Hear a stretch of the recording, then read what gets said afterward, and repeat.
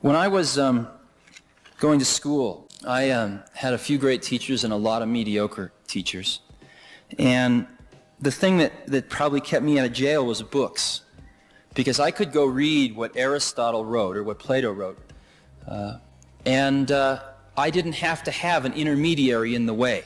And a book was a phenomenal thing. It got right from the source to the destination without anything in the middle. The problem was you can't ask Aristotle a question. And I think as we look towards the next 50 to 100 years, if we really can come up with these machines that can capture an underlying spirit or an underlying set of principles or an underlying way of looking at the world, then when the next Aristotle comes around, then maybe someday after the person's dead and gone, we can ask this machine, hey, what would Aristotle have said? What about this? And maybe we won't get the right answer, but maybe we will. And that's really exciting to me. And that's one of the reasons I'm doing what I'm doing.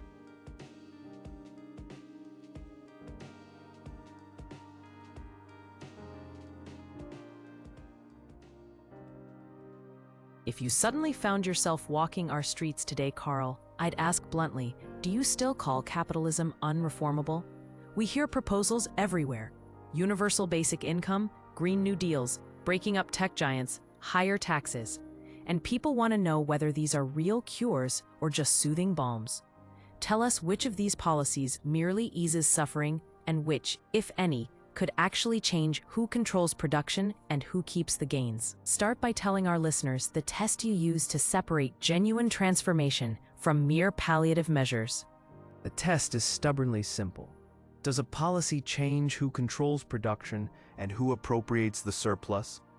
Many reforms ease symptoms. They shift incomes or expand services, but they leave the core intact. Private ownership of productive assets and hierarchical workplace command. If ownership, decision-making, and the appropriation of surplus value remain in private hands, you're looking at a palliative. Real transformation alters those institutional relations, not just the outcomes. That cuts through a lot of rhetoric. So take progressive taxation or a modest welfare expansion. They make life better in measurable ways, but they don't alter class relations. How would you describe the political function these measures play within capitalism? They reduce immediate suffering and can calm unrest, and that's politically useful to those in power.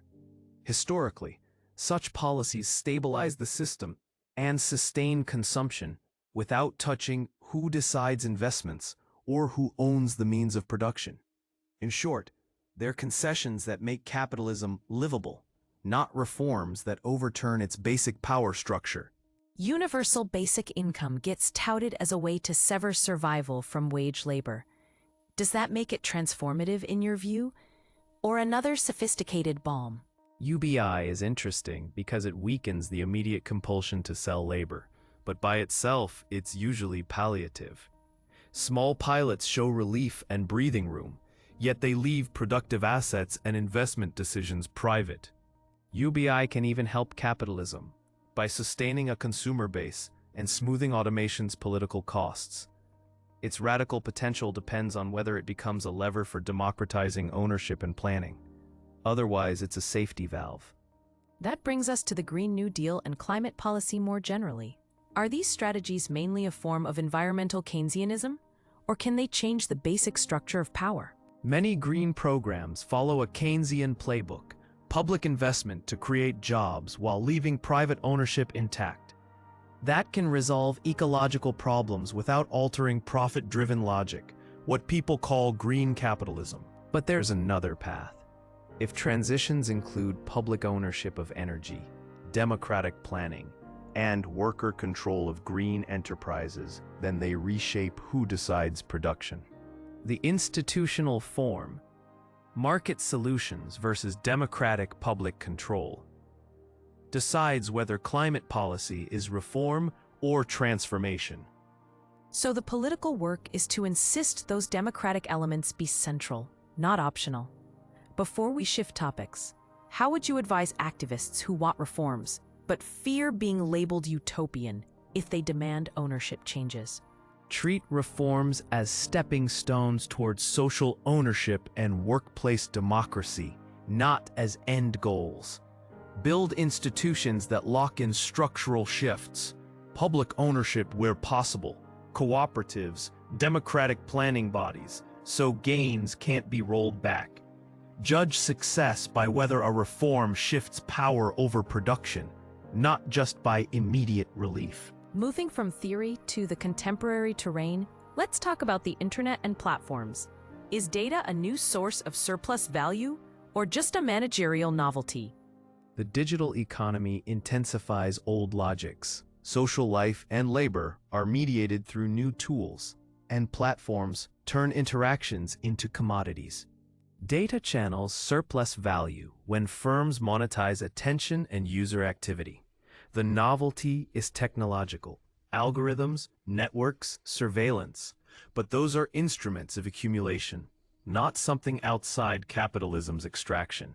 There's been talk of techno-feudalism, as though platforms are a new class of lords. Do you see that as accurate, or does it obscure continuities with capitalist extraction? The phrase is rhetorically strong but misleading if it pretends a break from capitalist property relations. Platforms sharpen monopoly control and extract rent through ownership of digital infrastructure. They create enclosed spaces and extract economic rent by controlling access and terms. It's intensified capitalism, not a return to feudal serfdom. The mechanics of appropriation remain capitalist, just technologically refined. Practically, how does that translate into a worker's life in a gig economy, with algorithms as the new supervisors? Algorithms act like invisible foremen with ratings, dynamic pricing, and opaque rules, and they intensify control and precarity. Workers face disposability, heavier workloads, and weakened bargaining power. That fragmentation makes solidarity harder, but it also creates common grievances. Resistance should target ownership and control through public governance of digital infrastructure, collective bargaining over algorithmic management, and protections that restore workers' capacity to act together. Speaking of collective action and environmental emergency, capitalism's growth imperative seems directly at odds with planetary limits. Is capitalism structurally incapable of stewardship? Or can it be turned green without changing ownership? Capitalism's imperative is accumulation. Profitability, not planetary balance, drives production. Markets allocate by profit and often fail to internalize ecological costs. Green finance and market nudges can help some, but without public direction and democratic control, they won't prioritize the planet over returns. True stewardship requires shifting control over energy and key sectors toward democratic public forms. If a socialist transition were possible tomorrow, what immediate institutional priorities would you impose to avert ecological collapse while avoiding concentration of power? First, socialize energy infrastructure, so deployment serves ecological and social needs rather than profit. Second, create participatory planning bodies, councils of workers, communities, experts, to coordinate production democratically. Third, implement a just transition, retraining, income guarantees, and local development for communities tied to fossil industries. And embed democratic safeguards, worker management, local assemblies, transparent oversight, term limits, recall mechanisms, so urgent action doesn't become authoritarian. That balancing act between speed and democracy is difficult. What legal or institutional measures protect against the slide into technocratic or authoritarian governance during emergency transitions? Enshrine participatory rights and environmental protections in constitutions, so emergencies can't easily override them. Ensure worker and community control of socialized enterprises, and use decentralized implementation, coordinated through federations, not a single central bureaucracy. Rotation of leadership, recall, transparent audits, and a pluralistic public sphere preserve accountability and democratic legitimacy while allowing swift action. Turning now to history, many 20th century regimes invoked your name while committing atrocities. Were the USSR and Maoist states betrayals of your ideas or inevitable outcomes? How would you have corrected course if you could have spoken to those leaders? My ideas about the dictatorship of the proletariat and the state withering away were meant as transitional. Workers hold power briefly to abolish class rule. What happened in the Soviet Union and China was centralized party control subordinating workers' institutions, turning the state into entrenched power. I would have insisted the party serve workers' councils, that democratic centralism not calcify into mere centralism, and that measures to dissolve state power be actively pursued, not indefinitely postponed. You spoke critically of structures like the Danwei and the suppression of workers' councils. What organizational corrections would prevent such concentrations of power? We need to insist on institutionalized worker democracy with legal protections for workers' councils that have real decision-making authority. This means rotation of leadership, limited terms, and recall mechanisms. We also need to protect press freedom and political pluralism so criticism remains normal. I favor federated worker cooperatives and democratic planning over rigid centralization. Most importantly, we must embed participatory oversight into every socialized enterprise to distribute and check authority effectively. It's a painful history, but with lessons. Shifting to another sore point, how should Marxism relate to identity-based struggles over race, gender, sexuality, and disability? Are these particular struggles subordinate to class or essential to Marxist analysis? Reject the false binary. Capitalism was built through dispossessions, colonialism, patriarchy, racial hierarchies that structured labor and accumulation. Race, gender, sexuality, and ability are constitutive of how capital organizes labor and disciplines populations.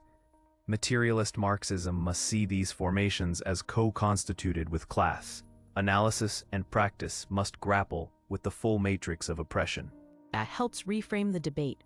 Practically, how do movements honor both anti-capitalist and anti-oppression aims without fragmenting into silos?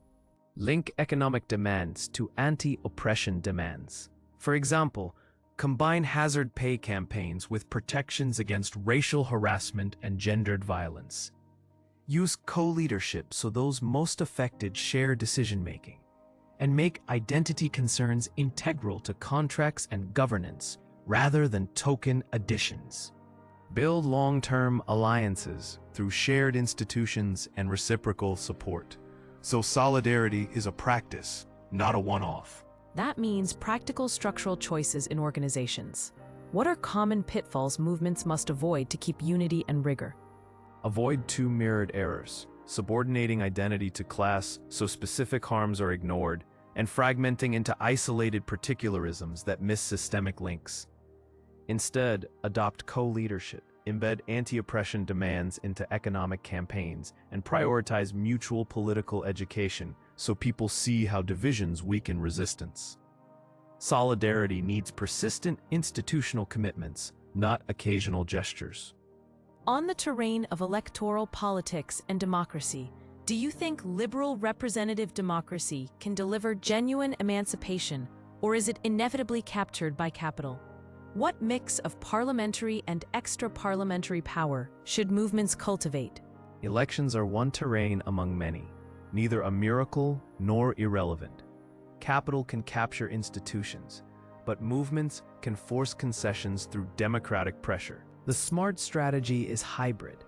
Contest elections when you can hold representatives accountable, while building independent power through workplace sovereignty, territorial bases, mutual aid, and communication networks, so gains can't be easily bought off. Emancipation needs both institutional contests and durable social power outside the state. That hybrid approach sounds abstract. Can you give concrete examples of movements that have built such alternative power, and how they used it to leverage change? Sure, the Brazilian landless workers movement occupied unused land and built schools and cooperatives, creating territorial power rather than waiting for legislation. Argentine workers in 2001 took over abandoned factories and organized rotating councils to keep production going under worker control. Northern Syrian networks built media collectives alongside participatory structures under siege. When people create institutions that meet their needs, they change the terms of struggle and undermine capital's protections. If a movement aims to use elections tactically, how should it structure party participation to avoid co-optation? Keep parties tethered to movement mandates with recall mechanisms, term limits, and binding assemblies that can override representatives. Use elections to gain leverage, not as an end in themselves. Discipline representatives to movement decisions and keep multiple power centers so the party can't ossify into a managerial class. Representation should be embedded in democratic practice, not a substitute for it. Turning to your magnum opus, if you could rewrite a passage of Capital with 20th to 21st century finance, imperialism, and social movements in view, what would you change about value theory and the role of finance? I'd keep the central idea that value is grounded in social labor, but expand the theory to cover spatially distributed production, data extraction, and finance's organizing role. Commodities now embody labor across borders under unequal regimes, and finance, including fictitious capital, actively shapes accumulation by directing investment, incomes, and risk. A modern account needs to trace value across territories, digital activities, and financial claim-making. How does that affect the concept of abstract labor and socially necessary labor time in an age of automation and global chains? Abstract labor still measures comparability of commodities, but we must map how society recognizes labor across networks and technologies. Automation and global chains change who performs crucial tasks and what counts as necessary labor. Platform and care work are often invisibilized, while data rents and financial claims blur compensation. So, socially necessary labor time becomes a negotiated social determination across markets, tech, and institutions, not a simple factory clock. Before we move from theory back to organizing, let's focus on the immediate problem facing workers: the gig economy, algorithmic management, and atomized employment. What tactics should labor movements prioritize to rebuild power? We need to reconnect fragmented workers through durable digital infrastructure and turn those ties into in-person meetings and collective action. Target choke points, distribution centers, ports, key suppliers, where disruptions have outsized effects. Combine legal challenges to worker classification with grassroots organizing. Support and incubate platform cooperatives with unions and community finance, and build transnational networks to coordinate pressure across jurisdictions. Mix digital organizing, physical leverage, legal action, and institution building. In practice, how should organizers balance secure online spaces with the need to protect workers from retaliation while building momentum for action? Use encrypted apps and secure forums for anonymous reporting and coordination. Then convert trust into small in-person meetings where mutual aid and legal know-how are shared. Decentralize tactics so no single person bears all the risk, and ensure rapid material and legal support for frontline actors. Pair legal challenges with public campaigns to build visibility and make victory stick through contracts, cooperatives, or community governance. Finally, technology and AI loom over all this. Do you see automation as a path to liberation, shortening necessary labor, or as an accelerant of surveillance and dispossession? Who controls which future wins? Technology is ambivalent. It can shorten necessary labor and open freedom if its benefits are socialized. But under private ownership, it often becomes a tool of surveillance and dispossession. Today, we see surveillance fused with profit. Algorithmic management and invisible labor sustain so-called autonomy. The political question is ownership of compute, data, and rules. We need to democratize technology through public compute, data commons, worker control, and participatory governance so automation can be emancipatory. That's a sober summons to organize now, before these systems ossify. To close our long conversation, what practical steps should listeners take tomorrow if they want to act on what we've discussed, on climate, tech, labor, and democracy, without waiting for a perfect theory or a distant revolution? Start where you are. Build mutual aid networks to meet immediate needs. Join or form workplace and community assemblies to practice democratic decision-making, and support cooperative ownership and public infrastructure experiments, so alternatives feel real. Pair that practice with political education, linking identity and class, and forge alliances across movements. Small, persistent, democratic institutions and everyday solidarities become the scaffolding for larger structural change.